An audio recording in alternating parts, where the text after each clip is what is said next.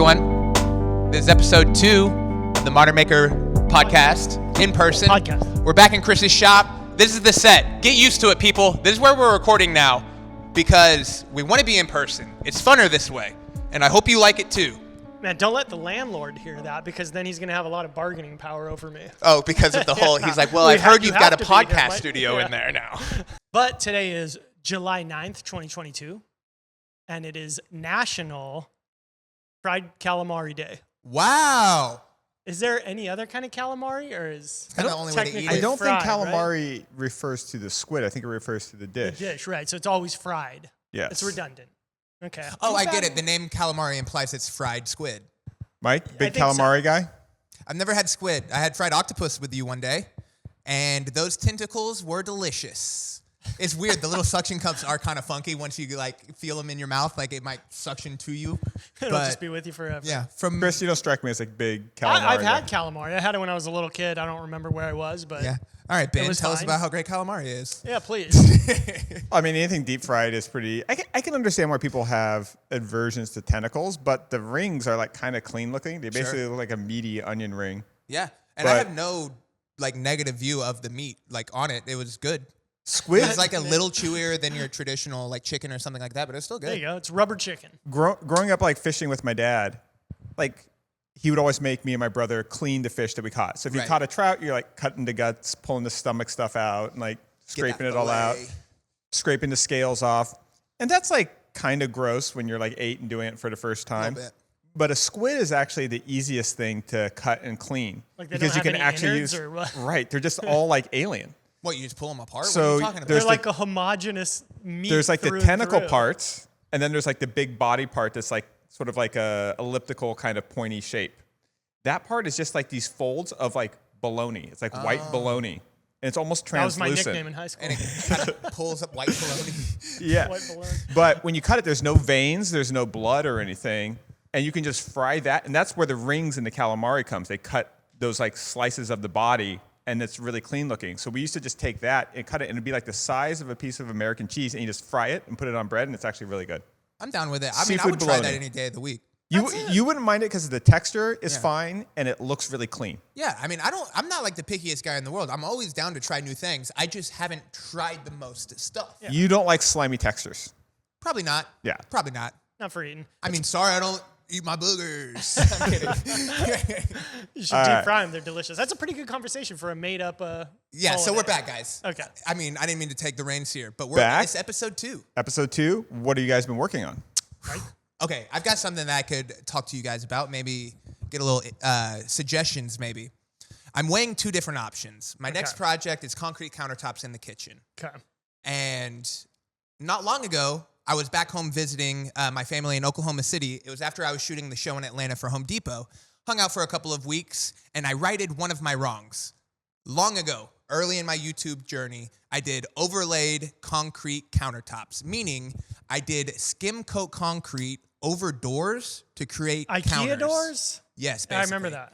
And unfortunately, you don't want to do that outside. If this was for a table or an indoor project, it would have worked fine, but exactly what you're thinking. The moisture made the particle board door swell and compress, which made the concrete crack. Also, it freezes there too, so it goes to sub-zero or frozen temperatures all the way up to hot temperatures, and that humid. Expands and contracts. You guys ever do a project and just, what was I thinking?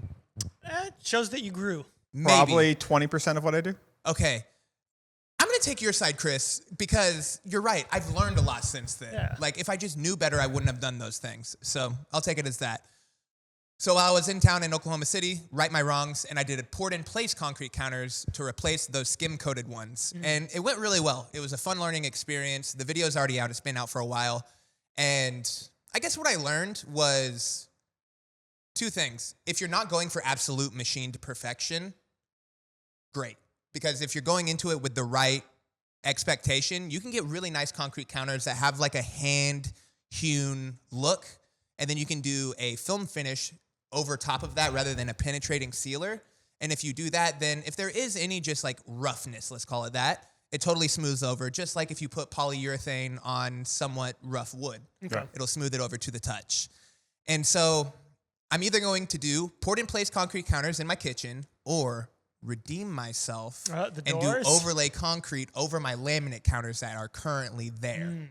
Now, there's an upside and a downside to both. The upside to laminates is I've got new appliances, but they're all the same size appliance. So I don't even have to alter the counters. But the downside, of course, is It might go if bad it's again. not as durable as I think, So we're doing this again. one thing that I've learned doing also the door method for a tabletop with a very thin, it wasn't quite a skim coat that you would apply with like a brush or a trowel, but I actually poured it on with the self-leveling concrete. I remember that, yeah. I did 2 projects. One where I just left the wood. I put the primer, the acrylic primer that you put down first to make it stick. The second one, I actually put down fiber tape. So it's like that fiberglass tape, but you use the alkaline resistant one because normal fiberglass tape, the chemicals in the concrete can break down the fibers in the fiber tape. Fun fact. So use the alkaline resistant fiber tape. The one that's on the door with the fiber tape, 0 cracks. And we've like moved it around and picked it up where it's like heavy and it's like bending, still not cracking. The very small coffee table I did, which is about half the size with none of that tape, cracks all over the place. I remember, it's cracked all over, yeah. So the reinforcement tape, the other nice thing about the reinforcement tape, it creates like surface tension on the liquid that you pour over it. So it makes you pour a thicker layer to cover it and then keeps it from sliding all over. Nice. The one mistake I made at the table, I didn't wrap the tape down the edges. So the edges cracked off, but the big place is all held smooth. Cool. Okay, well, that actually tells me so much. It's weird that you brought all of that up because we weren't planning it. The laminate that's currently there is curved on the front edge. It's got a bull nose. And then on the back, it basically goes up the wall 3.5 inches as like a backsplash and then curves over. And so if I did an overlay, I would be following those curves. So that's a great tip. And you could build a little mold, though, for the edge. Right. The bull nose. Right. That's a piece of laminate that goes under it. Square. And then a little wall up. So you could even change the radius and put a new, more modern profile and get a little thicker on the edges. These are all cool ideas. Okay. Now, the upside on that is big for DIYers, I know. That's why I wanted, I want to say I want to do it. I want to do both. You know what I mean? I want to do pour-in-place counters to a really good level because I did them okay on the outdoor kitchen. And I also just as much want to redeem this overlay. So I'm 50-50. I want to do them both, and I can only do one. I mean, doesn't it seem like the pour-in-place is more saturated? More people have done videos and like people have done it. it more. And if the easy way fails, then you just do the other one. Okay, this is how you guys have talked me into it. I like this, guys. This is awesome. Okay, so look forward very soon. Living if it's not dangerously. already happening on Instagram, I'm doing a skim coat concrete countertop. This is the inception moment of when Mike ruins his kitchen. And I have a bunch of that fiber tape left over. I was going to say, this fiber tape is cool. So it's different than the stuff that you use for drywall. It looks the same. But it's very gray similar. instead of white. Okay, it's just And they use it in like bathrooms and stuff over fiber cement board that goes behind tile. Awesome. Because the caustic nature of the cement board is different than gypsum board. Man, and I like where your guys' head was at on doing a square front if I wanted to. Like you could add you could like tape a form together basically. Right. You know what I mean? It doesn't even have whatever to be. the hell you want. I like this. Okay.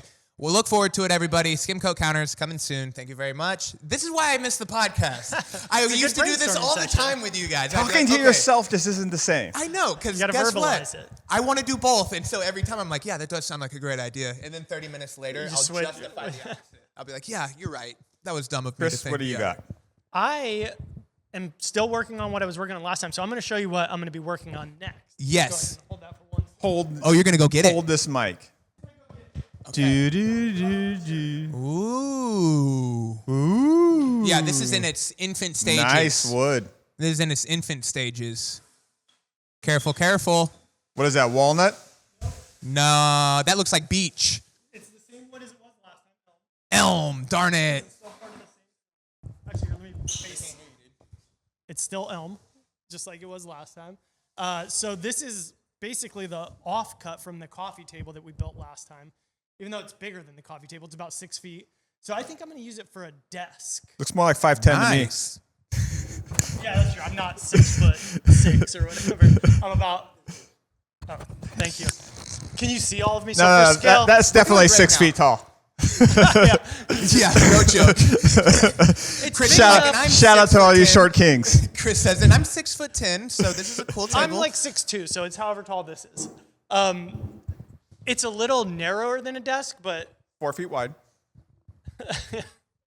It's like 24 inches wide here. Yeah. Wait, is this bigger than that dining table you built a while ago? No. Oh, That's way bigger than I this. know, I'm playing. But I feel like, desks don't need to be as wide as they used to be. Like we don't have super No, we have thick laptops. We don't have, CRTs or whatever. Dude, that is Towers. actually a really good point. Yeah. And so I want to not do like the most obvious thing, which would be like, put epoxy in it, throw some metal legs on it, call it a day. I'm But you do are going to throw something- epoxy in it, right? There will be epoxy. There will be at least a leg, and then maybe like some kind of cabinet under it. And then I want to do some kind of cool like cable management in it, since it will. You can use the epoxy for the cable management stuff. I think I might use like some brass or something. Do you want some power ports in there? I could.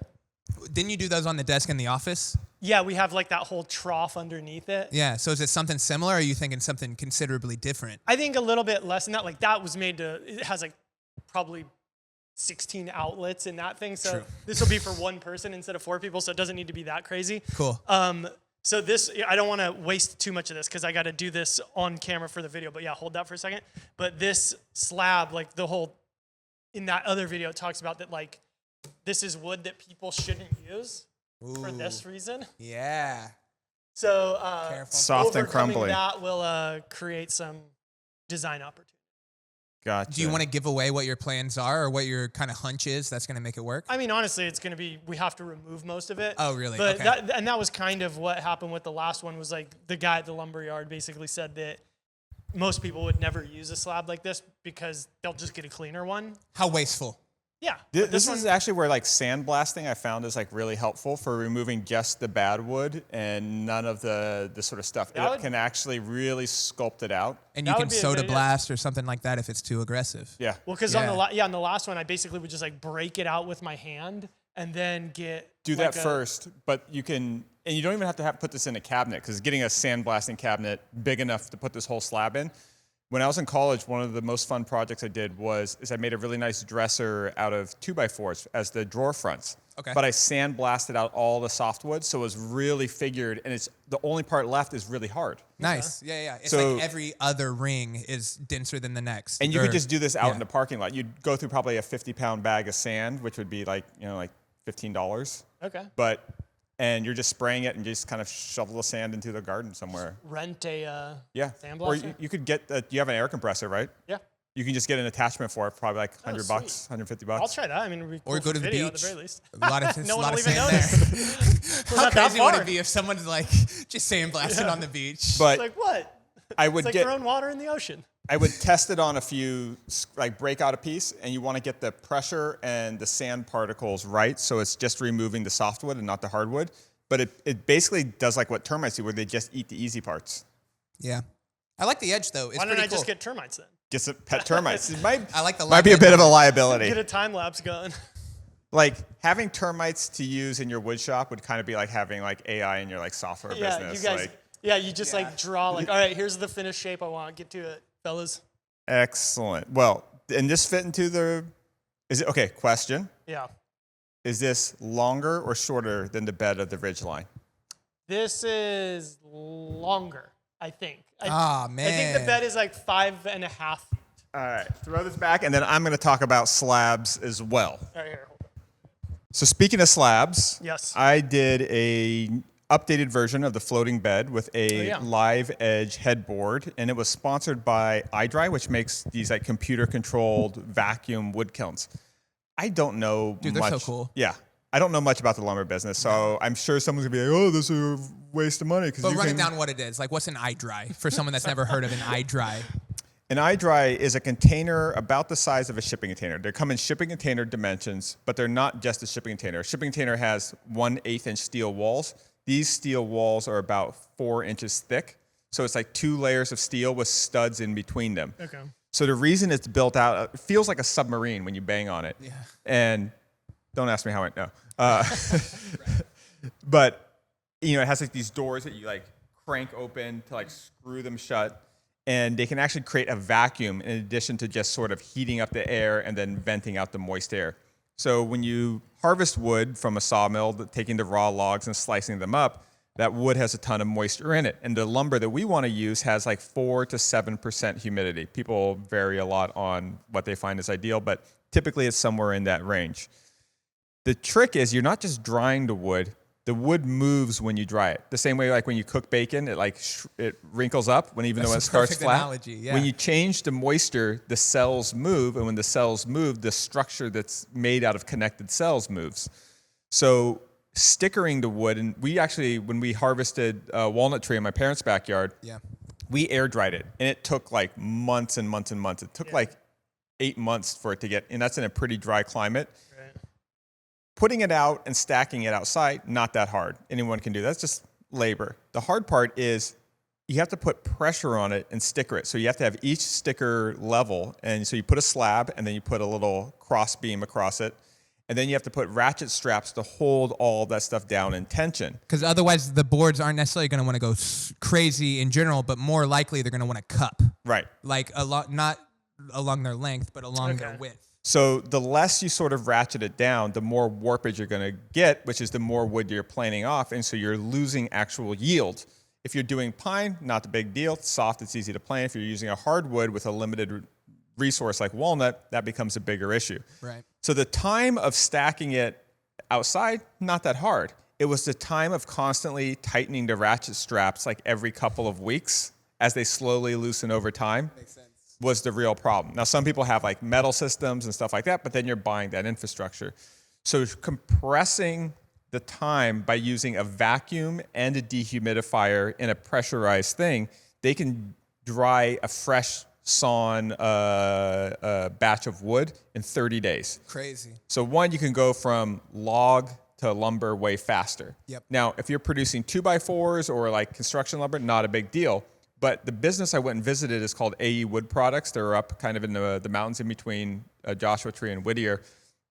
And they specialize in reclaimed logs. So, for example, they got a 5 or 6 foot diameter oak tree that fell on a golf course.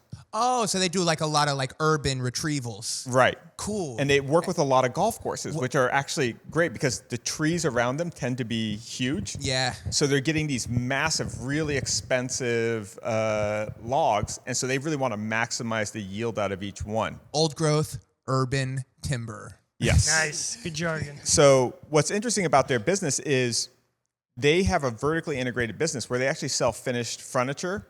And they have a sawmill, and they have one of those CNC sort of flattening beds where they can mill it. And then they have a couple different humidifiers. I went and visited them because it was a sponsorship, but they could kind of give me the breakdown of like what like a $20,000 kiln does for them, which is basically a shipping container that has some mechanical parts added to it, versus this fully built out $60,000 to $70,000 kiln. And it's to control. They can control it from their phone. So they don't over dry the wood, which apparently is a problem. The wood gets too dry, it becomes like almost like that bamboo stuff that we've worked with a few times where it chips out too much. So that's the problem with just like a dumb humidifier is you got to watch it more. And with like air drying, you got to constantly tighten the ratchets. So it was a really cool learning experience. It was one of the things where like it's an ad read that I'm really proud of because we actually did a field trip, interviewed the people. It was like a This Old House segment where I was the host. Yeah. And I actually got to learn from the segment. So it was a lot of fun, learned a lot about kilns. My quick napkin math is when I buy slabs, they're typically for headboards or for big tables for custom commissions. So the cost of them is normally not a big deal to me because I'm passing that on to the customer. I just makes sense. say, here's the cost for my labor. Whatever slab you pick, that's just getting added on plus the shipping. So typically I spend like $500 to $1,200 when I do a slab project, right in line with what you sort of got for the elm. And I was thinking about it, like, okay, it's a $60,000 kiln for the smallest one, which is about, I think, like 15 to 20 feet long, like shipping container size. Okay. But 30 days I only need to sell 120 slabs for the machine to pay for itself. Now, I would still need a sawmill and all those kind of things. But if you have access, if you're an arborist or you know someone that does like landscape work or that like does road work where they're cleaning up trees that fall on highways. Yeah, or clearing civic for power works. lines. Yeah. Yeah. If you have access Talk to your county. Yes. Yeah, like talk to the county. Because a lot of times, like when logs fall on municipal properties, they just wood chip them because they don't know what to do with them, and they don't want to sell them because they don't want to deal with like corruption charges and, oh, you're giving that person a favor. So if you can get about 6 to 8 free logs a year and have access to a sawmill, even if it's a little portable, chainsaw one, not a bad investment. The last thing I'll say about it that's really cool is you can rent time with them to test them out. So because a lot of people don't have, like if we got one, we would use it, but we wouldn't use it that much. And we would feel like, okay, we have all this infrastructure. We got a good deal through a sponsorship, but I would feel bad about sitting on that valuable infrastructure. Yeah. They have an app where people can book time. You can put a calendar like Airbnb who's saying like, oh, I'm not gonna be using this for the next 2 months. If anyone has a couple logs that you want to slab up, that's perfect. You can rent space in my machine to help pay for it. And the company iDry is kind of doing that in terms of like creating a little like forum almost for it. That's cool. So it was like one of those ad reads I really enjoyed because I felt like I learned stuff that I was kind of like ignoring. Yeah. And now I can talk a little more about the wood business, bro. That's sick. I was just watching some John Malecki videos. John. And I'm freaking hyped on his sawmill that he got. Shout out to John Malecki. Dude, he's killing the game. I'm freaking hype on that. You gotta get a hookup on some of these slabs, dog. I know. You gotta holler at Malecki. Well, let's take a quick break, and then we're going to talk about some drama in the woodworking makerspace. Dun, dun, dun. Okay, so you guys ready for the maker community drama session? Let's hear it. I don't even know what the dish is. I barely know. Okay. Our community is so low stakes that when something slightly dramatic happens, everyone's like, oh my God. Yeah. Okay, so let me lay out. There's just not a lot of drama happening. And everyone's so nice. I know. So everyone's so polite that if like something small happens, it gets blown up because word is getting around about this. You know about it. I'm not really out of the loop. Let me introduce the players, and then I'll sort of tell the story. There's a woodworker named Daniel Dunlap. Great guy. Okay. Good Instagram page. Check out his content. Really nice. Does really nice woodworking projects. Totally minding his own business. He did a project that he was finishing, and he did what like a lot of people in the woodworking kind of content creator space do. You show a really nice video of you finishing it. It's that very satisfying last step of the build. That grain pops. Get that shot framed up He was nicely. using a very popular product called Rubio Monocoat. Oh, okay. Yeah. Kind of making its rounds in the thing. I actually used it on my flooring for the loft in Boston like 8 years ago. Yeah, and I'm trying to remember. I used it on one project. I had pretty good results. Really high-end, fantastic product. And that's coming from somebody like, look, we make a wood finish. We own a simple finish company. But we still give props to somebody when they make a good product that competes with ours. Because we're, I don't know, like decent human beings. Yeah, we're not the only wood finish that exists. There's good wood finishes out there. There's a lot of good ones. Of them. So he's posting this and just saying like, throwing I don't think he even tagged Rubio on it. He just said throwing a code of Rubio on this project. Really excited. Someone in the comments just asked a question. Oh, how does this compare to Odie's oil? Got it. So Odie's oil will be the next pivotal character in this drama. Okay. Now, Odie's oil is another popular wood finish out there. Fine product. It's a fine product. I have not tried it, but my friends at Urban Timber, they use it all the time. Yeah. And what I noticed is it's pretty interesting. It's like a balm. It's almost like paste rather than being viscous like a liquid. It's a really fine product. I think it's tung oil and a wax kind of mix. Cool. Good reputation, perfectly fine product. So someone in the comments asked, how does this compare to Odie's oil? Didn't tag Odie, just asked. It's like the most basic shop talk kind of question. Okay. This wasn't an ad for Rubio. Otherwise, he would have had to tag him as is legally required. So he just goes, it's not in the same league. Or he said, not at the same level. Meaning Odie's is considerably better than... No, meaning that he thinks that Rubio is a step up. Better. Okay, got it. His opinion, right? Yeah. The founder of Odie's Oil writes this really long comment underneath it. Now, the comment, and it's posted on Daniel Dunlap's Instagram page, so you can see it all. He makes a lot of things, and he does this thing that a lot of people do in political discussions. Well, they'll take something that's true or valid, but not necessary to that particular conversation. Sure. And then use that to try to put the other person down. Right. I'm right about this, so I must be right about that also. All Daniel was doing was offering his opinion as a woodworker for which product he likes. He didn't say why he likes it more. He didn't even bring it up. He was asked a question. he says, well, he goes this long diatribe about, well, they lie about their chemicals. They have all this. They say that it's, solvent free, but there's solvents in it and they're terrible and blah, blah, blah. And if you don't care about cancer, all this like long kind of stuff, which may or may not be valid. I'm not a chemist. I haven't done the research, but it's not really the point. Right. This is where he goes, and all of that would have been fine. Like, kind of like, okay, that's a strong opinion, but like if you're proud of your product, go hard and pay for it. No problem there. This is where he got it wrong. Uh-oh. He then diminished Daniel for working in his garage. And he's sort of like, well, what would you know? You're just working in a garage wearing a snapback cap, like all the other snapback caps. So first of all, like, it's one thing to disagree with someone, but to try to diminish them because of they don't have a fancy workshop. Yeah. Or because they wear like a non-fitted baseball cap that has the little snapback. What do you got there, Chris? Chris has got fit. Oh, what yeah. Are you, 7 1/8. Dang it. Must close. Must be nice, you LA hipster.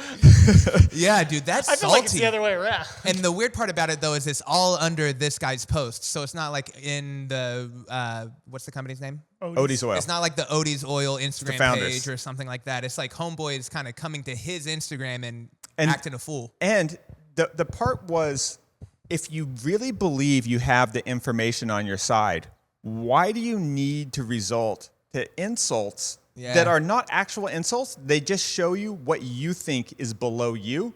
But look, the funny thing is, he was writing that probably on a phone that was created by a tech company that was started in a garage. So the community really caught up on this. And Daniel's like, look, man, this isn't about you or Odie's Oil. I didn't tag you. It's fine. And he did a story. It's like, I think it's a fine product. I just like Rubio better. But let's talk about you sort of diminishing me for working in a garage. Like, what's wrong with like humble beginnings, or what's wrong with just like doing a hobby in the place that's convenient? And who's to say like 60% of your customers aren't in a garage? I would say that's conservative. That's right? what I'm saying. Like, I'm going to assume it's more than probably a less. lot more than that. So, and then you would have thought that the other guy would have said, the Odie's Oil guy would have then said, you know what, my bad. I still stand by my chemical things, because maybe he has a point there. None of us are scientists. Right. But instead, he kind of doubles down and starts calling it cancel culture. And then he gets really defensive and he starts saying that this was a setup. You're working with, you're getting paid by Rubio. He starts doing all these kind of like conspiracy I was theories. about to say, he's putting on the tinfoil hat now. He's like, this is a targeted attack.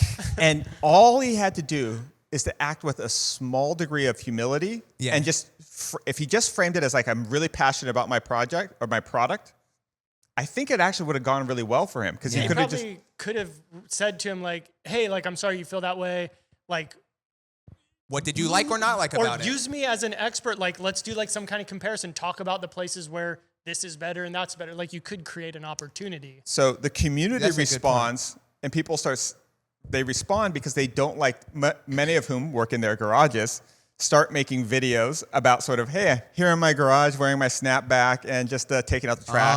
And they're throwing Odie's Oil in the trash can. That's hilarious. And again, all these people were really not funny. saying the product is terrible. They're all just saying like, not cool, dude. We respect each other. Why can't you?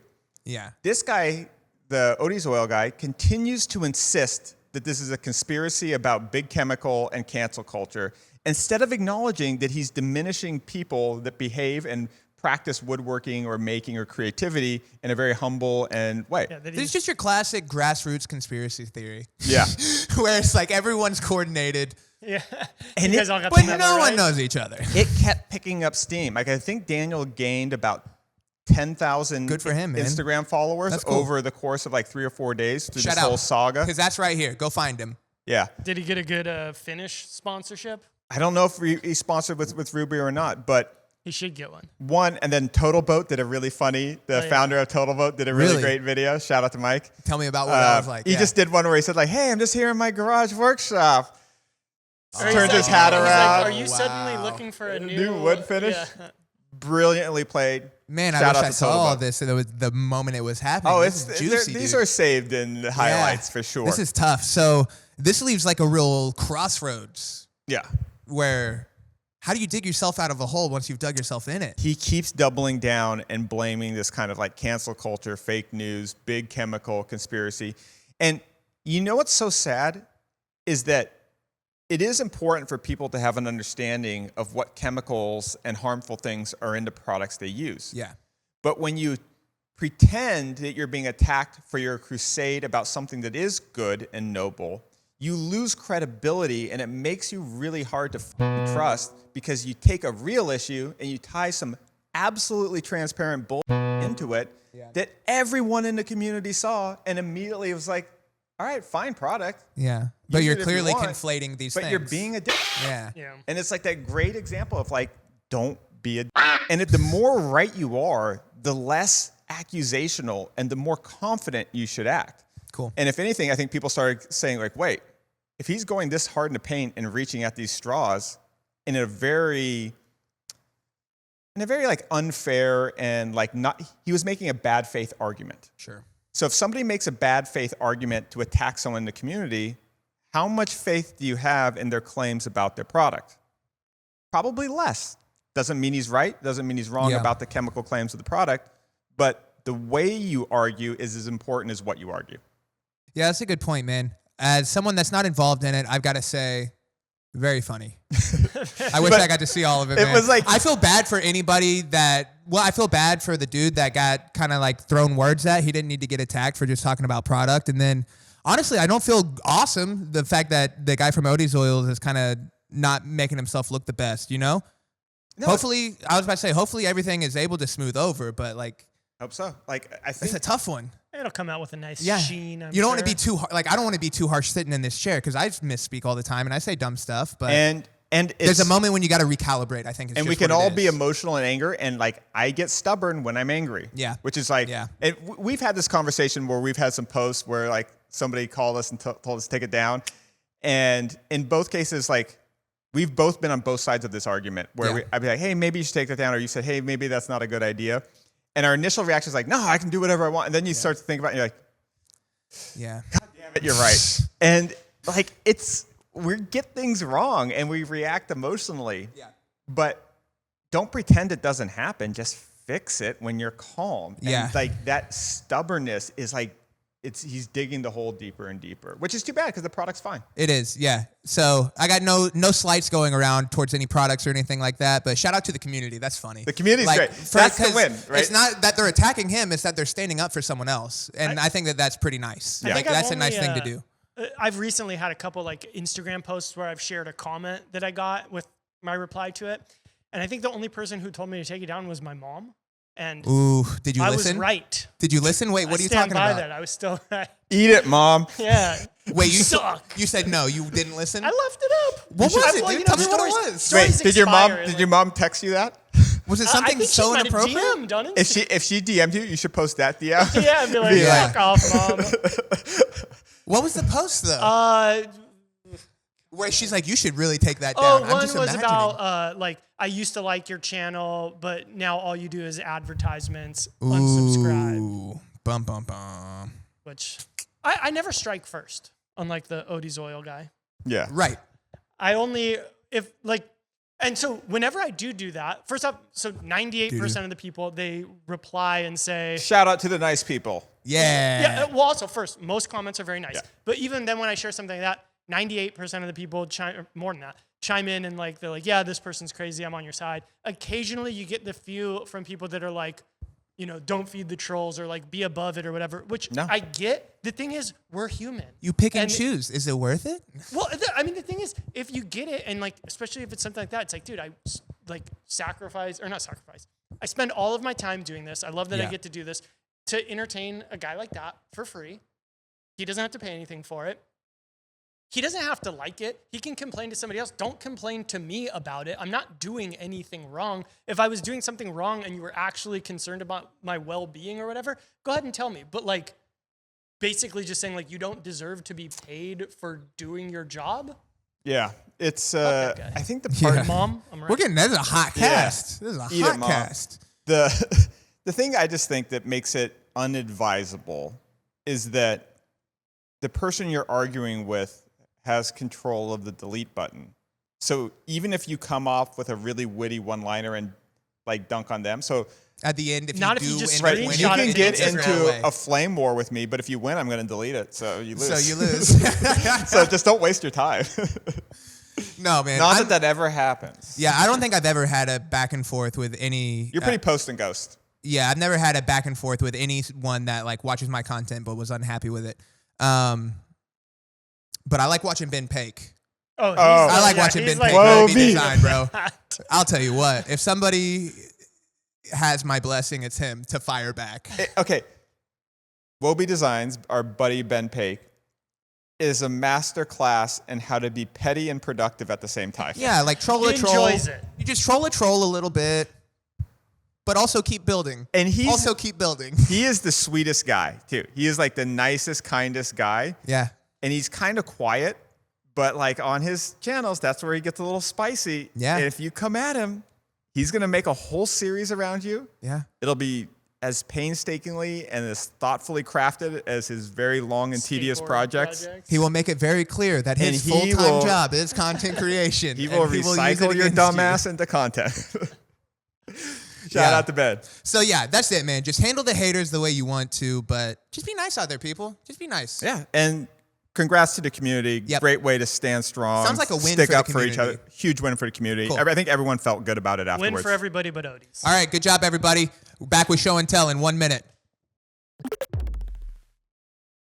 Show and Tell, episode 2.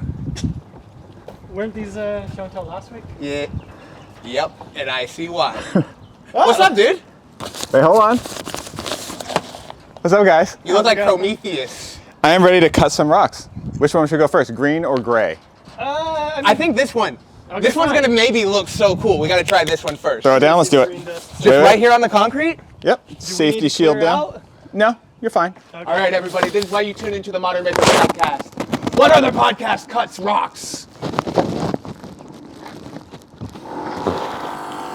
Oh, it's out. Oh, okay.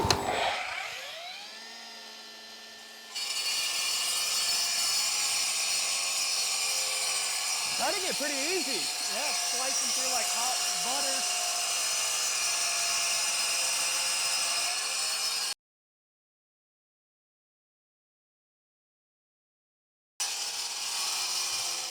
Subscribe, Modern Maker Podcast.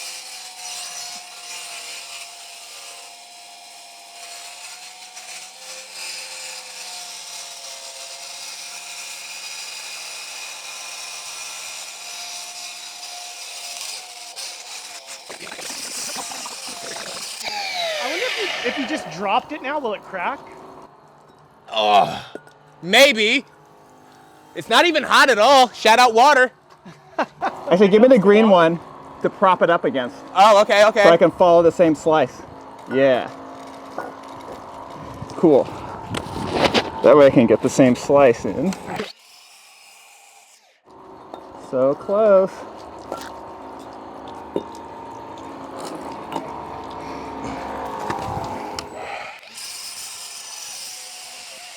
All right, now you can Wow. connect the dots. Oh, maybe.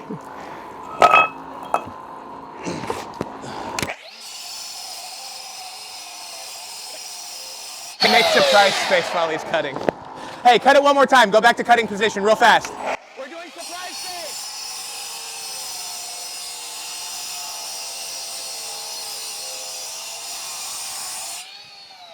Nailed it. An angry face. Whoa! Oh, wait, hang on, no. We haven't on the seen. inside? Yeah. Okay, Chris, you grab that one. I'm going to the camera with it. 3, 2, 1. Dun, dun, dun. I'll show this camera. Oh, it looks pretty cool. It looks like slate. I thought it was going to have a lot granite, more I sparkles think, and yeah. stuff in there. But it's totally, like, consistent all the way through. Man, this morning, the inside of this rock, never thought it was going to see daylight. Look at it now. Oh, that rocks. It's kind of fun. It looks like bologna. That weighs more than 10 pounds. Yeah. This is the one we were... Yeah, for sure. This is Yeah. 10 pounds now. Oh, this is more than 10 So it's like a pounds. $6 rock. So I was thinking of like making a table where I then take all of these half-cut pieces and put them like this, and then drill holes, and then connect a bunch of the steel coming out of them together. You should do like a rock shish kebab. Yes. You could have like all the... Just a whole line of them. So I think with this, like if you did like a castle joint in a big rock, Yeah. I think you could do it and then kind of like sliver it up the same way you do with wood, and then just like chip out the stone slivers. Dude, I think this is cool. Kind of like a dado and like a really big rock and use it as like to cantilever a long piece of wood off of. Yeah. Yeah. It'd be so heavy, obviously, it's not gonna. And I've seen people do it where they'll cut a slice off the bottom and the top of a really organic looking rock, then they'll bend steel around it. And they'll use it for like To bookcases.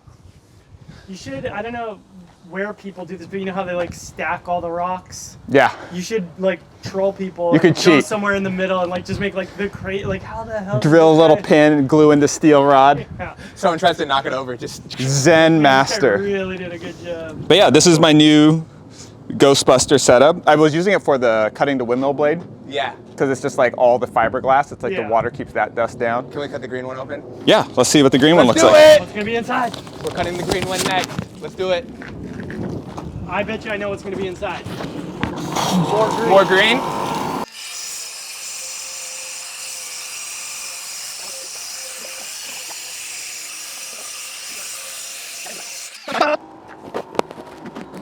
What you got? It's We gotta wet it. You gotta get it wet so it's shiny. That's pretty cool. it's hot. Shout out. Yeah, So I think this would be baller if you turn them into tiles. Like there's gotta be a way to turn bunch of- stones into slivers. Oh, for sure. take a long. I know. It's like slice them like a loaf. Yeah, of you couldn't bread, make but- you couldn't make a floor, but you could do like a tile like shower or something. Maybe like regular tiles, but then every once in a while there's one of these peppered in.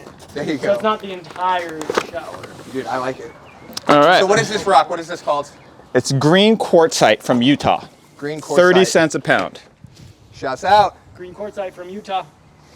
Show and tell.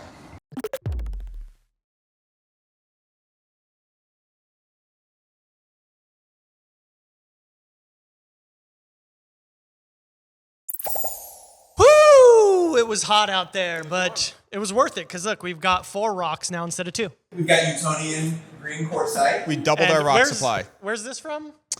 That is just a White granite water. boulder, but they call them Mexican river pebbles. A Mexican. Well, don't be racist. I mean, my wife is. The word Mexican's not racist then. Don't be racist. My wife is Mexican, and I'm married to these rocks. I was referring to The Office. I know, Great that's why I was making the joke. So He's yeah, like, would you prefer a different word? Yes. this was my recent discovery. Now, this was a hookup from Northern Tools. Not really a sponsorship gig. They just asked me if I wanted to try it, and I'm like, I don't have any other tools that can cut rocks. Or, I think it's technically made. It's called a concrete saw, so it can cut concrete with rebar in it. But I feel like concrete plus steel equals rock, for more or less. And obviously, this is. I don't like gas-powered tools in general. I just feel like they're messy. I don't want to keep the gas. It like leaks all around. Be a little smelly. Yeah. I'm left-handed, so everything exhausts onto me. You know what I'm trying to say? Because they make it so it exhausts away from right-handed people. You're just and getting right blasted. into What if left-handed you used it people. backwards? So like your song. Well, I would just do it right-handed. At that point, that's way less ergonomic than just being ambidextrous. Fine. So- Have it your way. I've actually used You got this. like a weed eater behind you. Exhaust is going the right way.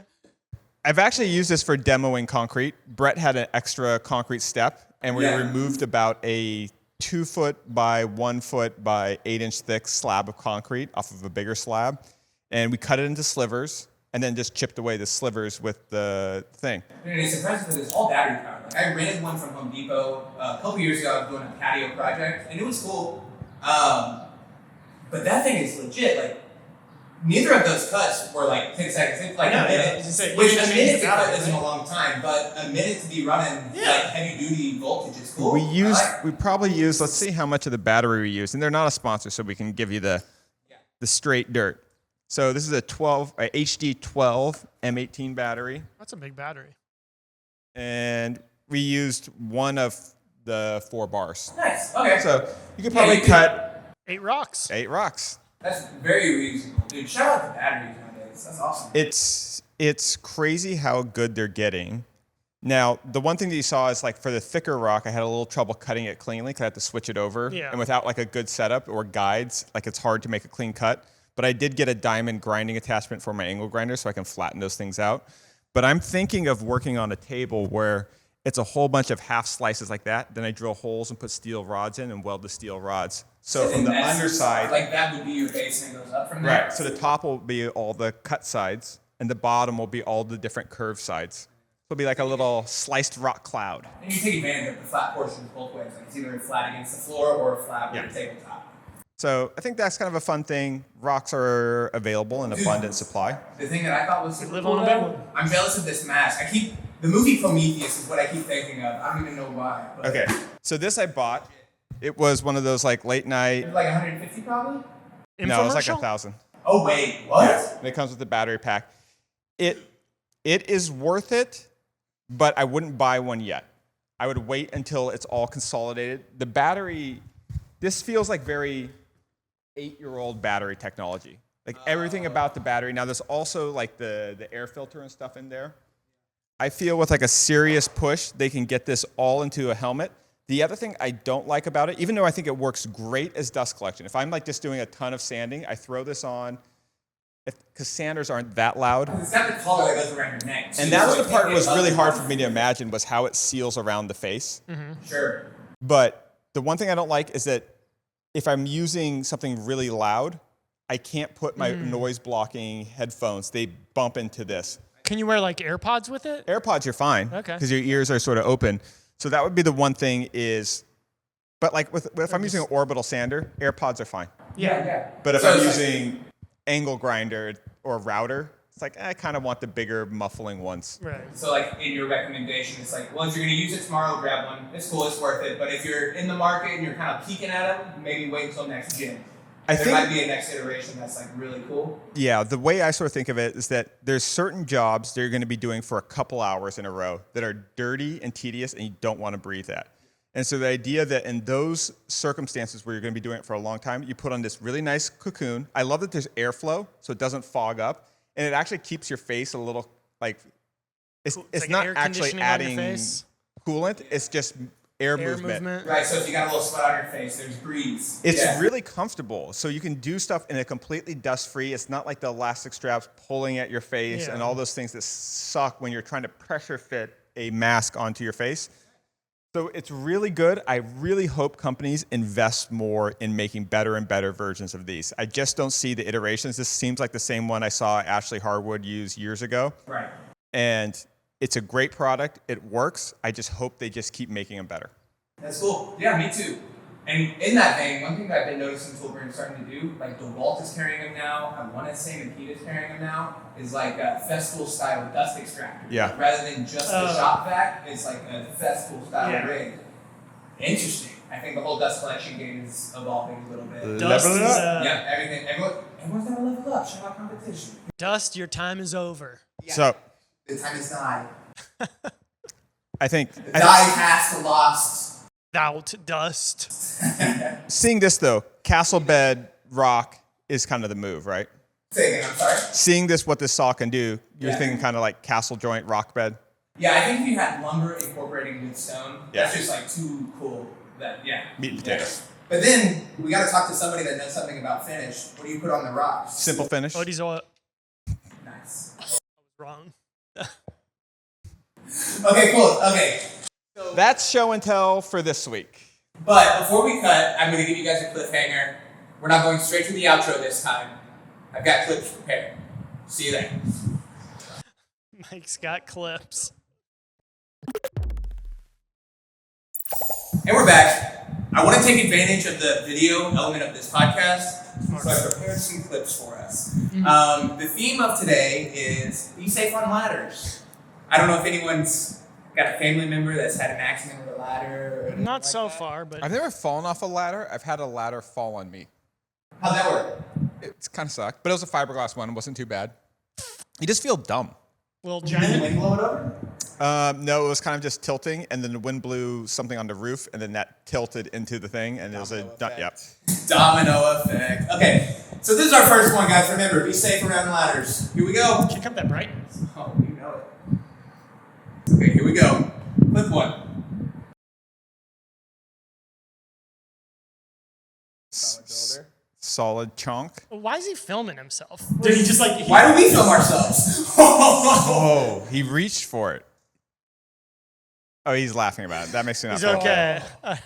So one, he's kind of a thick boy to be on a ladder. Yeah. First of all, doesn't look like super nimble, but he reached out too far. He had Yeah. good ladder safety. It was fully extended. Yeah, he The was little things not were above down. the step with the warning on it. And then where does it all go wrong? He reaches because the thing, here. He's like, the I'll just push that into place and I'm out. oh, Now, I like this one for the reason you said, Ben. At first, I was so scared because he's not young. he's elderly. But then He's probably actually my age. Yeah, he laughed. He fell well. Yeah, he fell well, Give him but that. he laughed it off, and I was like, he's not hurt. It's okay. We can start with that one. Yeah. He's Shout probably out. like, oh, this is going to be great for my video. I'll be on a And, podcast and someday. rocking the this Canadian one tuxedo. is already gone Oh, this bad. one's gonna be worse. Now, this one, before you even click play, there's a couple things I want to point out He's here. up on a table on a table. That's exactly correct, Chris. We have, this is not a modern picnic Yeah, table. what is he, a This Buffalo Bills traditional. fan? Yeah, this is a traditional picnic table, not a modern picnic table. And then above that, they've got a folding, like, Rubbermaid table. that the A ladder real is on. community workshop And, table. you know, Yeah. there could be some forced perspective here, but it looks like he's got somebody that's walking over to maybe spot him that Right. weighs about an eighth as much as him. So we've got a lot of things going for it here. So Also, plaid shorts, bold choice. I like He's got Nikes. I like that. All right. Big Smash Mouth fan. Yeah. Oh, God. Oh. Kid, do not try to Also, help. the sliding ladders like this, Ugh, yeah. way more scary than. Oh, my God. Oh, he's gonna come into frame fast. Oh, that wasn't as bad. He got kind of lucky. His legs avoided getting sandwiched in. Exactly. Oh, this is a... That's just a windshield cleaning for a guy washing his car. Now this one's a little classic. This is a classic. Oh, this is like This is on a classic. I know not everyone's PVC. seen this one, so I want to make sure if no one's seen this one, that they You get can- the opportunity. I want to see how You they can like, tell it's play it old off by the after. prices.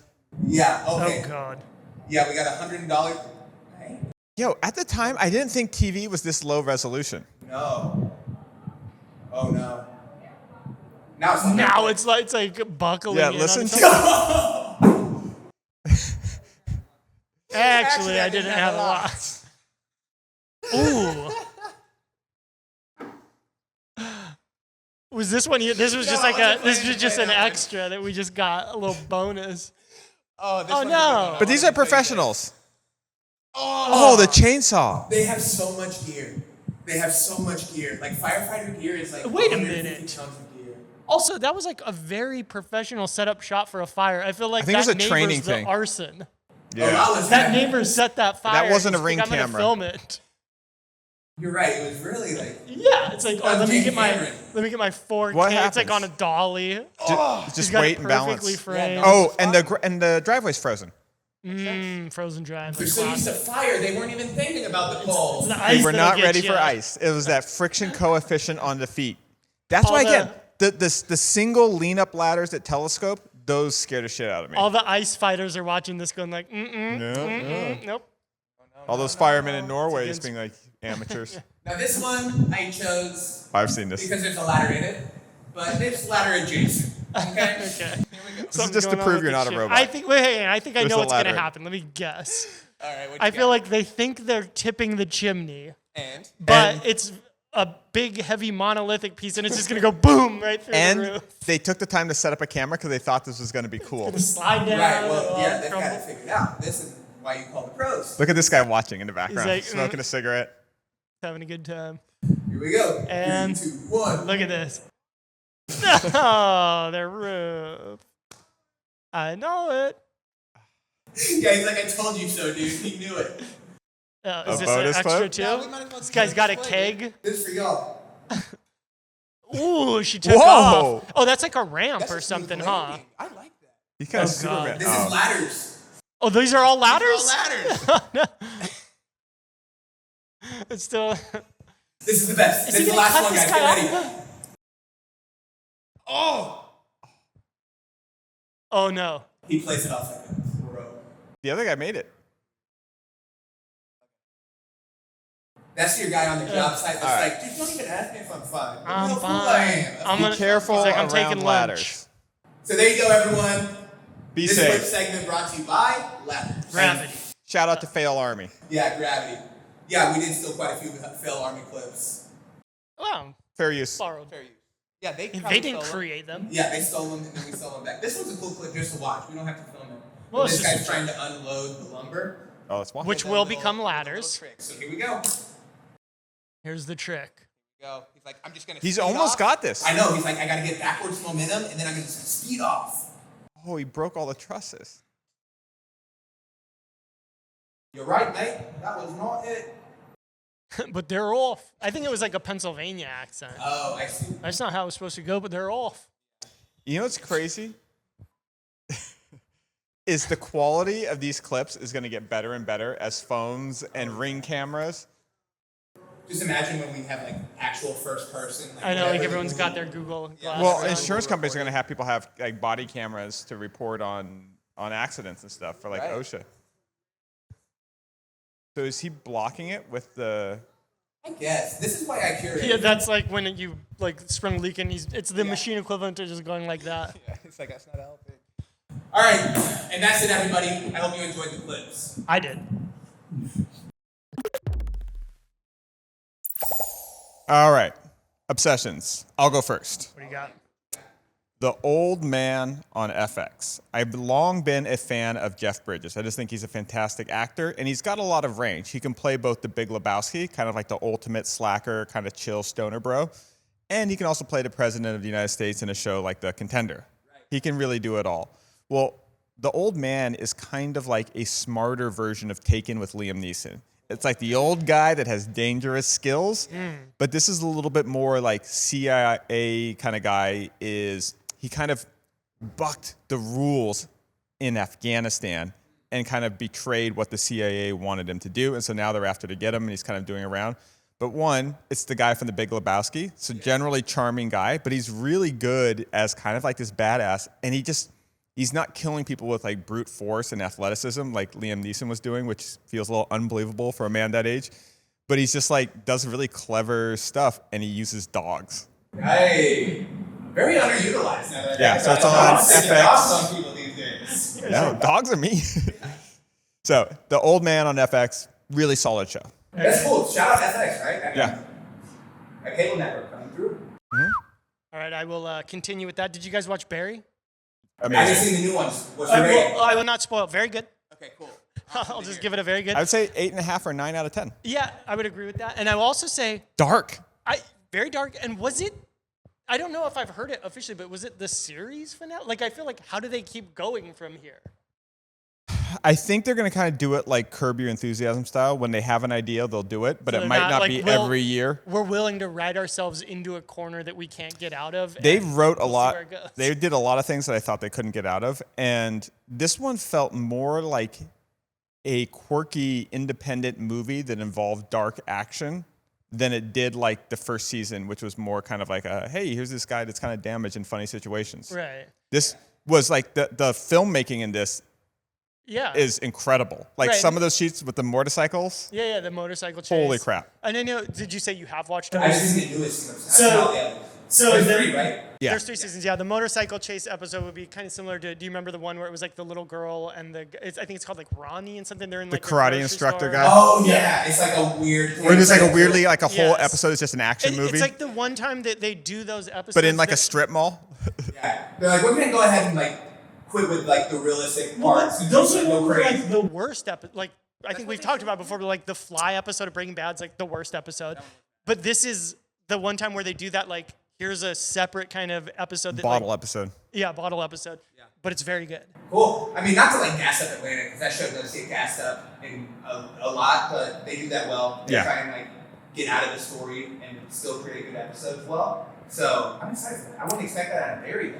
They did it. You know what? Tying it back into what we do, there's a certain people that want a show for its consistency. So like The Office or Friends, they don't want an episode to deviate from that. like a But comfort those, food. right? Those are Chipotle, those are Chick-fil-A. They're in and out, really consistent. You always know what you're going to expect. You're going to get 22 minutes of exactly the type of funny and intellectually unchallenging entertainment that you want. Comfort food, perfect analogy. But sometimes you want to try calamari. And then sometimes you want to go to a Happened with this restaurant where you trust a chef and you're just like, hey, No, you decide. Surprise Throw me something that's good, and I feel like that's what a show like Barry's kind of doing. Yeah, because at a certain point you can trust that it's going to be good. Whatever they do, style-wise, You just they're say, going to do a good job at it. I trust Bill Hader. Right. He'll entertain me. And I'll trust you to make the coffee table, my man. when something deviates from what you're used to, it's fair to get alarmed. But there's always plenty of Chick-fil-A and Friends and The Office out there. There's hundreds of They're that in stuff. syndicate. So you're not going to be in this oppressive, consumptive state where you only get experimental food and Art Nouveau or independent content. It's going to be the rare things. Just sit through it. There's plenty of the basic shit out there, so don't get your panties in a bunch. Mike? My obsession this week? Yes. Is that what you're asking? What do you Yes, got? it was. Dude, it's baseball. Vintage baseball. I thought you said Spaceballs. No, vintage baseball. Okay. Like the uniforms, the game, No, the watching baseballs old themselves. YouTube. Oh. There's all this YouTube content about balls that were like dead balls or balls that they like, I don't know exactly what they call them, like juice. Okay. Where depending on what materials, Oh, they're what testing leather, them. what cork they were using, there was entire periods of MLB play. For instance, the 1950s was, they nicknamed it now the dead era. Right. They were using a certain type of yarn in their balls, if I remember correctly, to where on average they were hitting like a fourth as many home runs. And then the thing that really got me interested in it, you know, the Mark McGuire, Sammy Sosa, juice era. Yes. Well, apparently there's a conspiracy going around that really is juice balls. Okay, I can tie this into the maker community. I don't know where they put the needle. So, You might be right. You're right. Okay, so I think it's both. I'm going to say probably both, but it's an interesting part of the story, the idea that you go and then we'll keep talking. it's the same thing. Technology doesn't improve by itself. So the reason why battery-powered circular saws are so good now and they were dog shit 8 years ago, it's not because just the saw got better. It's because the blade got 20% better, the batteries got 20% better, and the brushless motors got 20 or 30% better. When all those things combine, that's where you see a massive improvement from the whole saw.